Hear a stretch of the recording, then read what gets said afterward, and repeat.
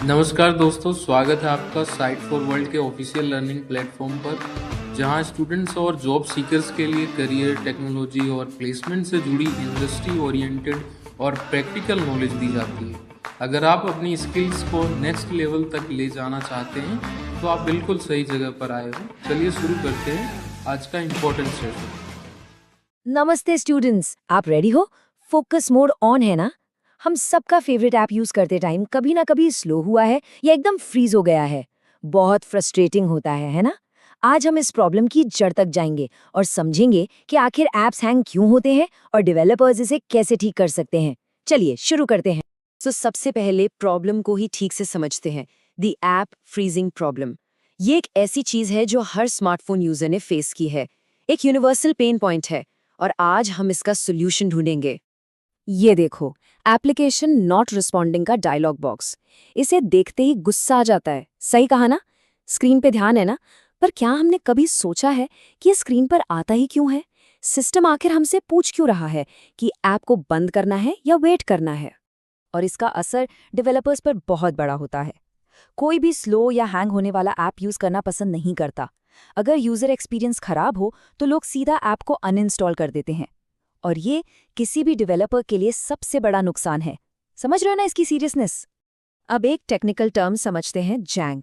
ध्यान से सुनना, ये इंपॉर्टेंट है। जैंग का सीधा सा मतलब है जब आपका ऐप स्मूथ नहीं चलता, अटक अटक के चलता है।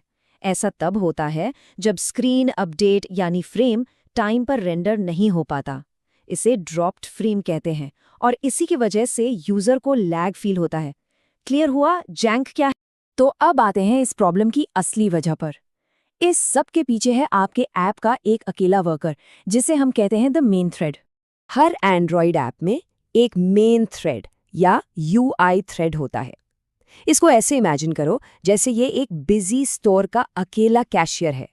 स्क्रीन पर जो कुछ भी दिखता है, हर बटन, हर एनिमेशन और आपका हर टच, सब कुछ यही मेन थ्रेड हैंडल करता है, अकेला।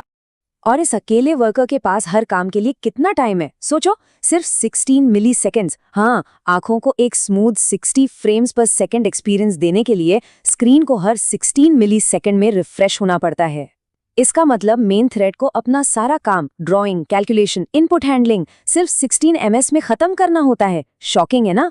तो सबसे जरूरी रूल क्या हुआ? सिंपल, मेन थ्रेड हमेशा फास्ट रहना चाहिए।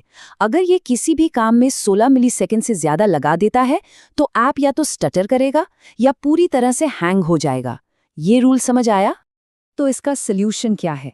अगर एक वर्कर सारा काम नहीं कर सकता तो हम क्या करेंगे? सिंपल, और वर्कर्स लगा देंगे। अगले हिस्से में हम सल्यूशन देखेंगे, हैवी काम को मेन थ्रेड से हटाकर बैकग्राउंड में करना। यहाँ काम का बंटवारा बिल्कुल साफ है। मैं थ्रेड, जो हमारा वीआईपी वर्कर है, वो सिर्फ यूआई का काम करेगा, जो यूजर को दिखता है और जो इनपुट यूजर देता है। और सारे टाइम कंज्यूमिंग काम, जैसे इंटरनेट से डेटा डाउनलोड करना, डेटाबेस से कुछ लोड करना या कोई कॉम्प्लेक्स कैलकुलेशन करना, ये सब बैकग्राउंड थ्रेड करेगा। अब बताओ, कॉम्प्लेक्स कैलकुलेशन कौन से थ्रेड पे जानी चाहिए? सोचो। हाँ, बैकग्राउंड थ्रेड पे।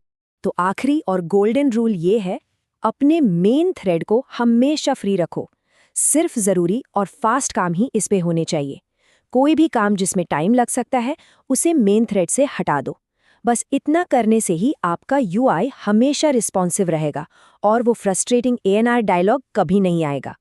इसको नोट किया? ये बहुत इंपॉर्टेंट है। अच्छा, अब ये काम करने के लिए एंड्रॉयड हमें कुछ बने बनाए टूल्स या कंपोनेंट्स देता है। आगे हम इन एंड्रॉयड बिल्डिंग ब्लॉक्स को समझेंगे। रेडी हो नेक्स्ट स्टेप के लिए? सबसे पहला कंपोनेंट है एक्टिविटी। सिंपल शब्दों में एक्टिविटी आपके ऐप की एक सिंगल स्क्रीन है। जब आप ऐप में एक पेज से दूसरे पेज पर जाते हैं तो बेसिकली आप एक एक्टिविटी से दूसरी एक्टिविटी में जा रहे होते हैं। ठीक है, समझ आ रहा है? और एक एक्टिविटी से दूसरी एक्टिविटी तक जाते कैसे हैं, उसके लिए हम यूज करते हैं इंटेंट। इंटेंट एक तरह का मैसेज है या एक रिक्वेस्ट है जो एक कंपोनेंट दूसरे से करता है। जैसे एक एक्टिविटी दूसरी एक्टिविटी को स्टार्ट करने की रिक्वेस्ट भेज सकती है। इसका परफेक्ट एग्जांपल है गैलरी से फोटो सेलेक्ट करके व्हाट्सएप पर शेयर करना। ये पूरा एक्शन एक इंटेंट के थ्रू ही होता है। नोटिफिकेशंस इसका एक परफेक्ट एग्जांपल है। मान लीजिए आप कोई फाइल डाउनलोड कर रहे हैं। ये डाउनलोड बैकग्राउंड में चलता रहता है और आपका ऐप फ्रीज नहीं होता। आप आराम से ऐप यूज कर सकते हो और जब डाउनलोड पूरा हो जाता है तो बैकग्राउंड टास्क एक नोटिफिकेशन भेजकर यूजर को अपडेट दे देता है। परफेक्ट टीम वर्क है ना। चलिए आखिरी हिस्से में अब तक हमने जो भी सीखा है उसके सबसे इंपॉर्टेंट पॉइंट्स को समराइज करते हैं। रूल नंबर 1 क्या था? बी रिस्पॉन्सिव, हमेशा रिस्पॉन्सिव रहना। फोकस बना हुआ है, चलो आगे। तो आइए इनके टेकअवेज को एक बार और देख लेते हैं। पहला, मेन थ्रेड यूआई संभालता है और उसे सुपरफास्ट होना चाहिए। दूसरा, स्क्रीन हर 16 ms में अपडेट होती है, इसलिए उसे ब्लॉक मत करो। तीसरा, लंबे काम जैसे नेटवर्क और डेटाबेस ऑपरेशंस बैकग्राउंड थ्रेड्स पर डालो। प्रैक्टिस करोगे ना इसकी। चौथा, अनरिस्पॉन्सिव ऐप्स का नतीजा ANR और अनइंस्टॉल्स होता है। और पांचवा, ऐप को सही से स्ट्रक्चर करने के लिए एक्टिविटीज और इंटेंस जैसे कंपोनेंट्स का आराम से इस्तेमाल करो। तो अब आखिरी सवाल आपके लिए। अब जो आप अगला ऐप बनाओगे, क्या वो मक्खन जैसा स्मूथ चलेगा या उसे भी यूजर अनइंस्टॉल कर देगा? अगर इंटरव्यू में आपसे ANR के बारे में पूछा गया तो क्या आप कॉन्फिडेंटली जवाब दे पाओगे? रिजल्ट चाहिए या टाइम पास? सिर्फ वीडियो देख रहे हो या समझ भी रहे हो?